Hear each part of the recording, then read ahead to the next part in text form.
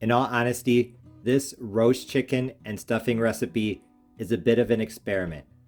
Whenever I bake a whole chicken in the oven, I usually put vegetables in the roasting pan under the chicken, and then I make my dressing slash stuffing in another pan.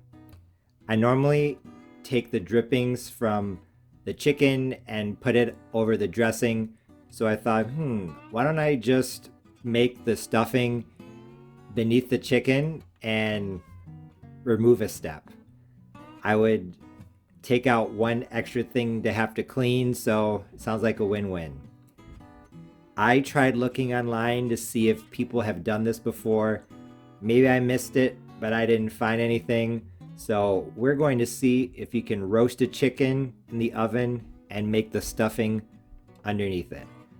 I know that the stuffing inside is usually not recommended because you can't guarantee that it's going to cook through totally, but I think that making it underneath the chicken will be totally fine. Here in this pan, I have some bread that I toasted. I toasted 6 pieces of Italian white bread. Altogether, they were 250 grams. I just toasted them in a pan with no oil. And I buttered this pan. I think it's something like 10 and a half. I will have to check and see how big it is. It's bigger than an 8x8, but it's smaller than a 9x13. Perfect for a 4 or 5 pound chicken. I sauteed some vegetables off to the side, a small onion, a celery stalk. I grated a small carrot, and I sauteed those in about a tablespoon of canola oil and a tablespoon of butter for 5 minutes. Then I added in a golden delicious apple and cooked for another 5. Right at the end, about a minute before the 10 minutes were up, I added some garlic, I would say 2 to 3 cloves finely chopped. I made some stock with the giblets and the chicken neck. I just boiled them with some celery, carrot, garlic, and onion, and added some bay leaves.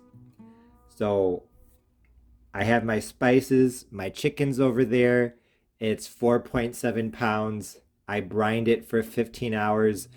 I usually do buttermilk, but this time I did 7 cups of water, to which I added 100 grams, just under half a cup of sour cream. A quarter of a cup was full fat sour cream, and the rest was fat-free sour cream. I then added, was it 5 or 6? I think it was 5 tablespoons of salt and 2 tablespoons of sugar. I added some sugar to my fried chicken brine over the summer, and I think it really helped. So I did that, and I boiled a little bit of water off to the side, maybe half a cup, and I put half of an onion and some garlic cloves in there just to help infuse that water with the flavor. Then added it to the brine, and like I said, the chicken brine for 15 hours. The stuffing is going to be really easy. I buttered this, and I am just going to do this in one pan. You could cut the bread into pieces, but I'm literally just going to tear it apart. Like I said, I am using white Italian bread, but you could definitely use whatever type of bread you want to use. If you use fresh bread and not cubed stuffing or dressing mix, you definitely want to dry out the bread so you can toast it like I did, or put it in probably a 350 degree oven for 5 to 10 minutes so that it dries out. When I started tearing up the bread, I realized that is not going to be enough. So I toasted 4 more slices of bread for a total of 10, probably around 350 grams. Now I'm going to add the apples, celery, carrot, and garlic that I sauteed. Mix that in, and then it will be time for the stock. At the same time that I add the stock, I'm going to go ahead and start seasoning it. I am adding half a teaspoon each of black pepper, garlic powder, onion powder, poultry seasoning, and sage, along with a quarter teaspoon of salt.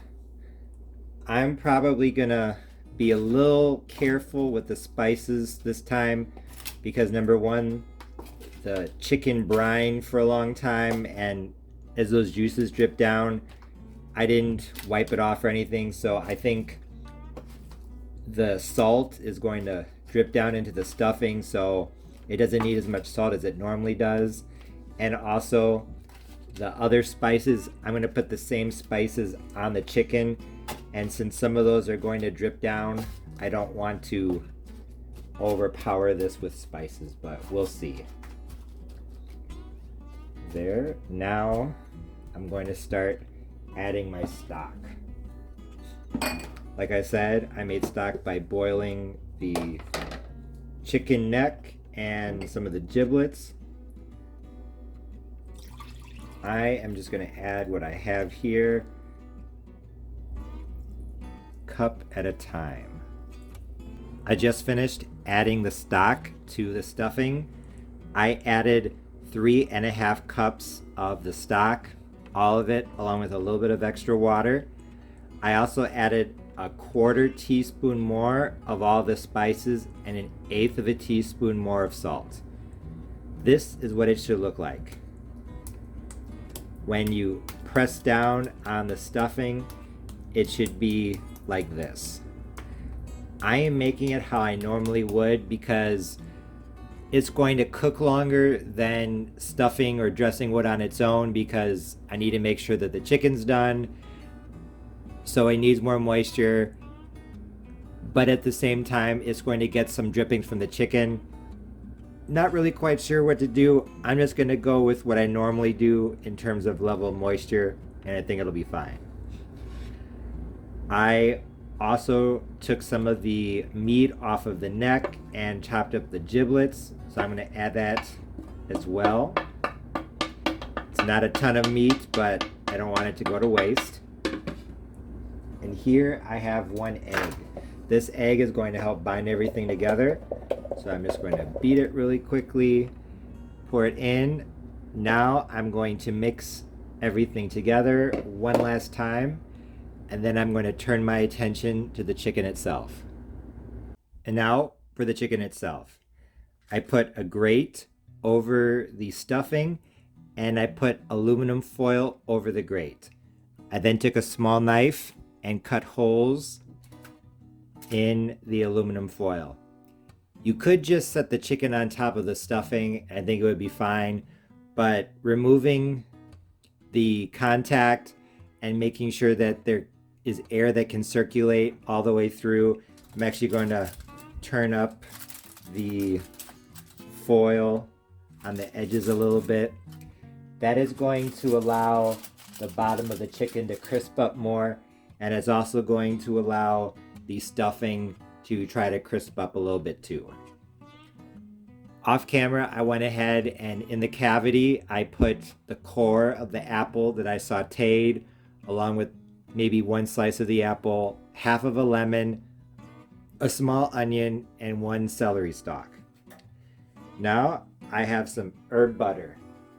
I have 2 tablespoons of butter, to which I added half a teaspoon each of black pepper, garlic powder, onion powder, poultry seasoning, and sage, along with a quarter teaspoon of salt. Now I'm just going to rub the herb butter both on the skin and under the skin as my oven is preheating to 350 degrees Fahrenheit. When I say under the skin, I literally mean I'm just going to pick up the skin like that. There's the oven, and put that herb butter under the skin. I just finished putting on the herb butter, both on the skin and up and under the skin. So now I'm going to take some foil to tense the chicken this way, and this way. I am going to start off at 350 My chicken and stuffing is now done. I started cooking it with the foil this way at 350 Fahrenheit for an hour and a half. Then I took off the foil totally and I cooked it at 400 for half an hour. Then at the 2 hour mark, I put on the foil like this. I folded it in half and just laid it on top. I cooked it for 15 minutes like that at 400. Then I turned off the oven, but I kept it inside the oven with this on top for another 15 minutes. Then I brought it out.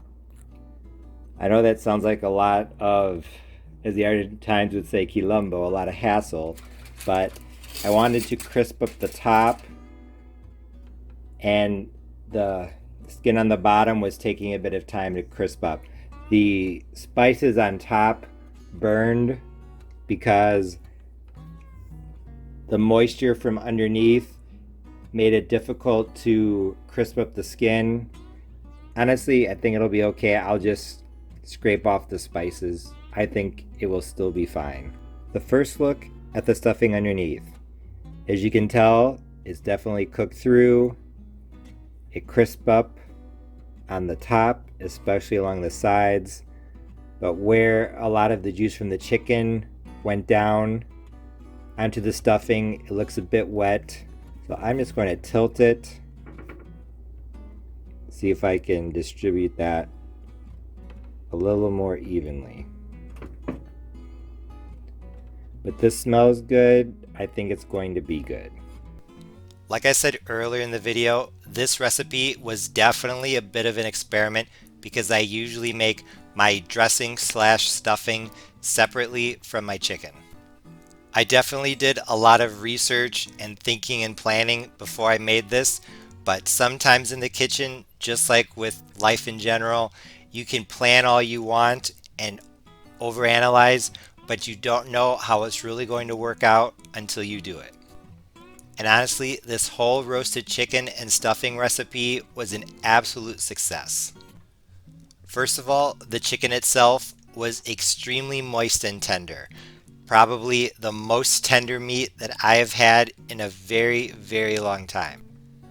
I think it was the brine, and even though I used a water and sour cream brine instead of just a buttermilk brine, I think the real reason why the meat was so tender this time and moist was because I added sugar to the brine. If you've only added salt to your brine, try adding some sugar as well, about half as much sugar as you add salt. Although I was worried that the stuffing would have too much moisture and that it wouldn't get crispy on the top or that it would turn out soggy, it was actually just right. Although the stuffing slash dressing, whichever word you want to use, was definitely very flavorful from all of the ingredients I added, I think that the fact that the drippings from the chicken dripped down into the stuffing as it cooked is what put this over the top. Pouring drippings over the stuffing when everything is done is definitely delicious, but I think that having the drippings mix with the stuffing as it cooked made this a little bit better. Although I served this with some homemade cranberry sauce that did not have time to gel, which was totally fine, I honestly did not need it because the chicken was so moist and flavorful and the stuffing was the same. This meal would be great as a small Thanksgiving or small Christmas dinner, perfect for just 2 to 3, maybe 4 people.